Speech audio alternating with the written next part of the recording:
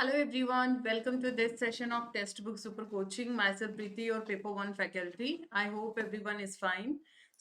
आज मैं आप लोगों के लिए पेपर वन की लास्ट 100 डेज की स्ट्रैटेजी लेके आई हूँ। बिगिनर्स है या फिर आप लोगों ने अपनी तैयारी बहुत अच्छे से नहीं की है, तो बस ये स्ट्रैटेजी आप लोगों को फॉलो करनी है। और आई एम श्योर अगर पेपर टू में भी इस तरीके की अप्रोच को आप यूज करते हैं, वो भी आपके लिए काफी फ्रूटफुल रहने वाली है।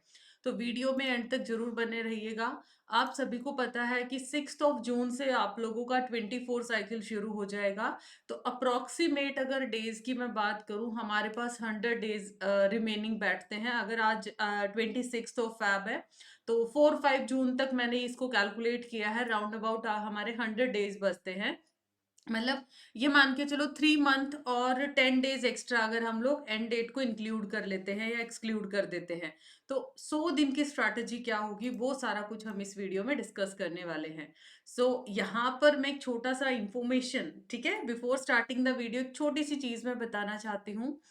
जब भी हम लाइफ में छोटे छोटे स्टेप्स को आप पार करते हो, तभी आप एक बड़ा सा रिजल्ट निकाल के लेके आते हो। आप इस बेबी को देख सकते हैं। बेबी डायरेक्ट ऐसा नहीं है कि वो मैराथन में पार्ट लेना शुरू कर देता है, ठीक है, 100 मीटर की रेस को वो जीत जाता है। वो छोटे छोटे स्टेप्स अपने रखता है और उसके बाद वो इतना मतलब स्पीड से भागना भी शुरू कर देता है कि पेरेंट्स भी उसको पकड़ नहीं पाते। बहुत अच्छे रिजल्ट के रूप में वो निकल के आता है। तो ये चीज आप इस बेबी से सीख सकते हैं। यही चीज आज की वीडियो के अंदर मैं आप लोगों को बताने वाली हूँ कि कैसे आप छोटे छोटे गोल्स बना के आप एक बहुत बड़े रिजल्ट की तरफ फोकस कर सकते हैं। और आपको अपनी लाइफ के अंदर ये जो स्ट्रैटेजी है, आपके आसपास ये सब कुछ जितना भी मोटिवेशन बैठा है, ठीक है, वो चीज हमें अपनी लाइफ के अंदर भी फॉलो करना है।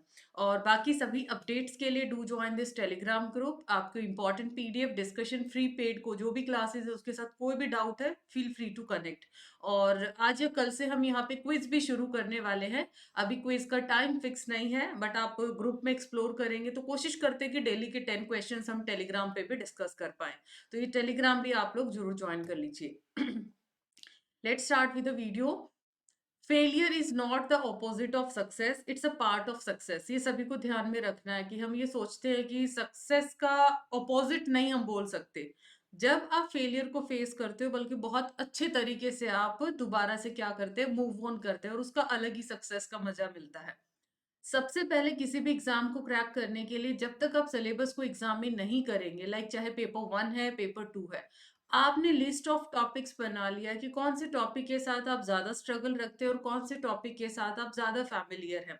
अब मान लिया मैं पेपर टू जिसका एजुकेशन है, ठीक है, एजुकेशन वाला बच्चा अगर पेपर वन को पिक करेगा, वो मुझे बोलेगा मैम हमने टीचिंग एप्टीट्यूड कर रखा है, मैम हम रिसर्च एप्टीट्यूड भी वहां पे स्टडी करते हैं, बीएड अगर करके आए तो कम्युनिकेशन भी आपको आता है और हाई एजुकेशन भी आता है। ये मीन्स 4 यूनिट्स है। आरसी तो ऐसा है जो हम छोटे होते हैं तब से ही करते हुए आए हैं, तो आरसी तो आप इसको सेपरेट ही रखेंगे। तो ये 4 यूनिट्स हैं, आप लोग फैमिलियर हैं। Logical reasoning, ICT, DI, mathematical reasoning, इससे थोड़ा सा आप कम फैमिलियर है, तो यहाँ थोड़ा स्ट्रगलिंग पार्ट आ जाता है। तो ऐसे पेपर वन और पेपर टू में आपने सिलेबस को एग्जामिन करना है। ये आज ही अगर आप स्ट्रेटेजी फॉलो करते हैं, तब भी काफी हद तक अच्छा स्कोर आप यहाँ पर गेन कर सकते हैं। वो आप डिपेंड करता है आप वहां पर कितना अपना इनपुट डालते हैं। अब उसके बाद आता है एक स्टडी प्लान बनाना। आपको अपनी प्रायोरिटी बनाना है कि कौन से टॉपिक आप लोगों को इन डेप्थ रिक्वायरमेंट है, कौन सा टॉपिक आप लोगों को, क्योंकि एग्जाम का फॉर्मेट जब तक आप अंडरस्टैंड नहीं करोगे ना, आप सिलेबस को आउट ऑफ बॉक्स स्टडी करते चले जाएंगे। काफी बच्चे बोलते हैं कि मैम इसके अंदर ये भी होना चाहिए। जैसे कि मान लिया मैं एमएस एक्सेल कराती हूँ, ठीक है, अब एमएस एक्सेल लोग 6 6 मंथ के अंदर इसके कोर्स करते हैं, 1 ईयर के अंदर कोर्स करते हैं। तो हमें क्या लेना है, यहाँ पर एग्जामिनेशन अप्रोच लेना है, ठीक है, ना कि हम यहाँ पर इस, क्योंकि आपका टारगेट है नेट क्वालिफाई करना, जेआरएफ क्वालिफाई करना। तो आपने अपने टाइम टेबल को अकॉर्डिंगली एडजस्ट करना है कि किस टॉपिक से बहुत ज्यादा क्वेश्चंस बनते हैं और उसका इन डेप्थ स्टडी करना, और किसको ऊपर ऊपर से आपने करना है। और ये चीज ना बेटा देखो, सबसे बेस्ट सिर्फ आप कर सकते हैं आपके लिए, बाकी कोई भी नहीं कर सकता।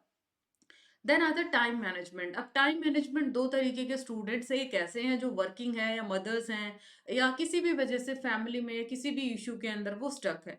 एक ऐसे हैं जो अभी उड़ते परिंदे हैं, उस तरीके के स्टूडेंट जिसका काम है बेटा अभी पढ़ाई करो। तो अकॉर्डिंगली कॉम्पिटिटिव एग्जाम्स में आपको थोड़ा सा क्या करना है, टाइम को मैनेज करना है। भाई ऐसा भी ना हो कि सिर्फ आप पेपर वन पे लगे रहें, ऐसा भी ना हो कि सिर्फ आप पेपर टू के ऊपर रहें।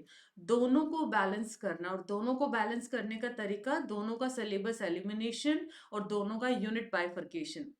वर्किंग के लिए स्पेशली मैं ये बोलूंगी, आप उन टॉपिक्स को प्रायोरिटी पे रखो जिससे एवरग्रीन क्वेश्चन बनता है। जैसे अगर पेपर वन में बात करें, आप हायर एजुकेशन के अंदर कमीशन कभी भी स्किप नहीं कर सकते। आप कम्युनिकेशन के अंदर मॉडल्स को स्किप नहीं कर सकते हैं।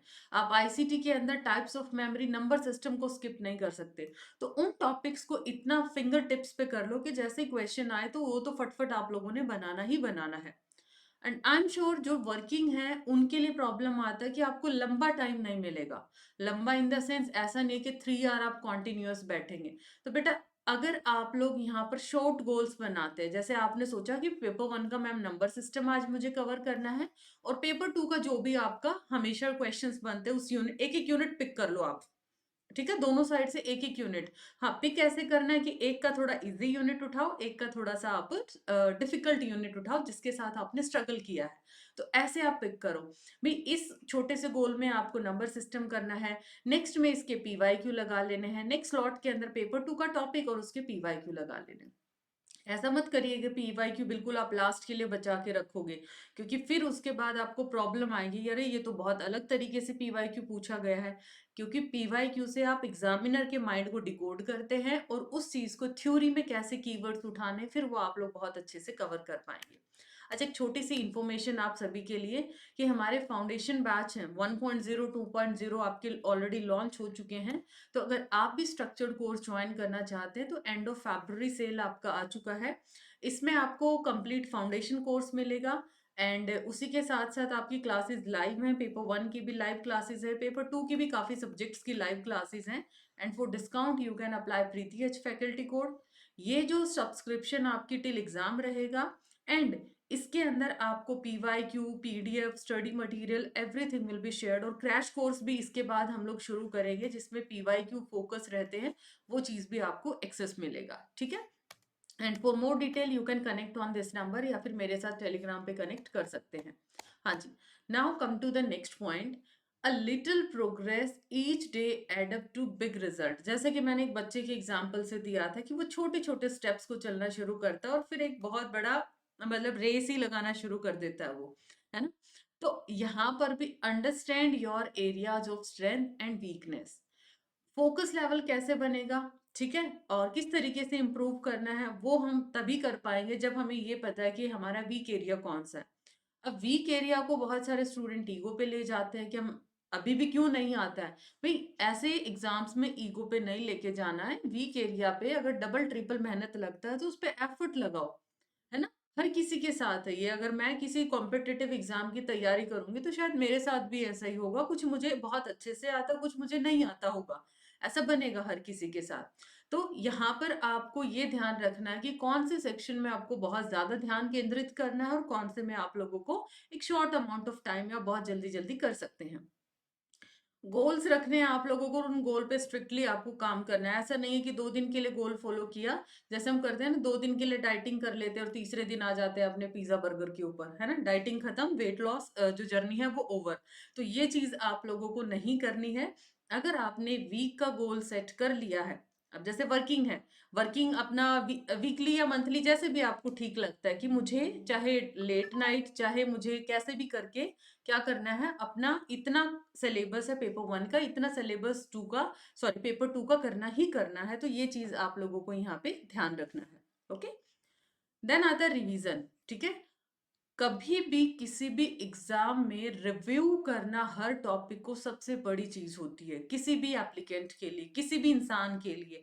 जब तक वो सेल्फ एनालिसिस और रिव्यू नहीं करेगा, मॉक टेस्ट दे दिया आपने, आपको लगा 20 क्वेश्चन आ गए, मतलब 20 तो मुझे आते, 30 ही नहीं आए।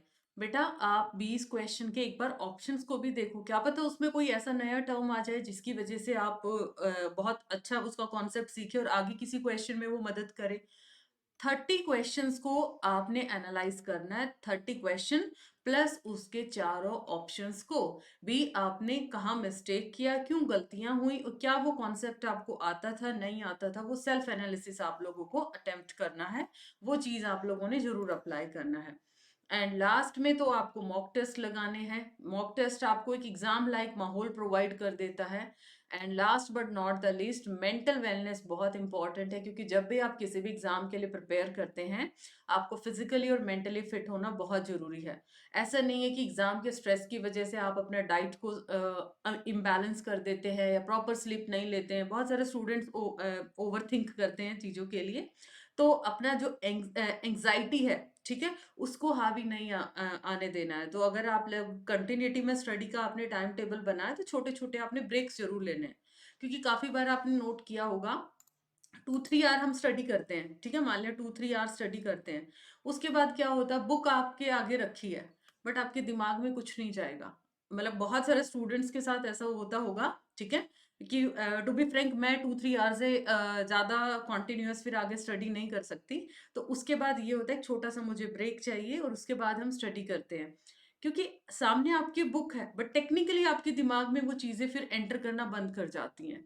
तो ये चीज भी आप अपना किस तरीके से आपका जो बायोलॉजिकल आप कैसे काम करते हैं वो चीज आपको खुद ऑब्जर्व करना है। तो ये था एक छोटा सा वीडियो। आई होप ये सारी जो डाउट्स है आप सभी के, ठीक है, जितने भी डाउट्स है कैसे आपने पेपर 1 को किस तरीके से स्ट्रैटेजी बनानी है। अब थोड़ा सा आ जाता है लास्ट में सिलेबस के ऊपर। अब मैं सिलेबस पे बताती हूँ कि जैसे पेपर 1 के अंदर आप लोगों के कितने यूनिट्स हैं, 10 यूनिट्स है। इसकी सेपरेट वीडियो भी मैंने बना रखा है, वीडियो सेक्शन में देखिएगा, बाकी मैं लिंक भी शेयर कर दूंगी आपको, जिसमें आपका 10 यूनिट्स का मैंने आपको बताया कि कौन से लिस्ट ऑफ इंपॉर्टेंट टॉपिक है जहां से हमेशा क्वेश्चंस आते ही आते हैं, आप उसको रेफर कर सकते हैं। अब बच्चे बोलते हैं मैम डीआई है या फिर ये लगा लीजिए एलआर है या फिर आईसीटी है, ये कुछ ऐसी यूनिट्स हैं, ये तो बहुत मतलब वास्ट यूनिट है, कितना भी पढ़ लो उतना ही कम है। आईसीटी एक ऐसा सब्जेक्ट है, तो आपको ये लगता है कि मैम ये टफ है, तो मैं एक छोटा सा सजेशन देना चाहूंगी। हायर एजुकेशन पीडी इतने ज्यादा वास्ट सब्जेक्ट हैं जिसके अंदर आप कितना भी पढ़ते जाओ उसके अंदर ऐसा ही सीन आता है, और आपसे बनते कितने हैं, 3 से 4 क्वेश्चन ही बनते हैं। ये ऐसी है शॉर्ट एंड क्रिस्प यूनिट है, बट आपसे टाइम मांगेगी ये, है ना। मान लिया डीआई है, 10 पैटर्न आपने कर लिए ना, 10 पैटर्न करने के बाद आप 3 क्वेश्चन तो पक्का से पक्का करके आओगे, ठीक है। तो इसको कभी भी स्किप मत करिएगा। एलआर में फिक्स क्वेश्चंस आते हैं, बहुत छोटा यूनिट है, थोड़ा एक्स्ट्रा एफर्ट मांगेगी, बहुत अच्छा यूनिट है, इसमें भी ऐसे ही जाता है। और in the same way ICT के अंदर, तो ये आपको अपना इंडिविजुअल स्ट्रैटेजी बनानी है, कैसे आप लोगों को अपने वीक और स्ट्रॉन्ग एरिया के ऊपर काम करना है। बस वीक पे थोड़ा एक्स्ट्रा एफर्ट जरूर लगाइएगा सो दैट आप उसको भी अपना बैलेंस कर पाओ। तो ये था एक छोटा सा video. I hope this piece of information informative, सभी के डाउट्स क्लियर हो गए हैं। फिर भी कोई डाउट आपका रहता है पेपर 1 को कैसे कवर करना है, तो feel free to connect with me in the comment section या फिर टेलीग्राम के ऊपर मेरे साथ कनेक्ट कर सकते हैं। मिलते हैं नेक्स्ट वीडियो में। Bye bye, take care, like share this video, और उसके साथ साथ चैनल को सब्सक्राइब कर लीजिए ताकि पेपर 1 पेपर 2 की क्लासेस के साथ साथ आपको एक्स्ट्रा अपडेट भी टाइम टू टाइम मिलती रहे। Bye bye.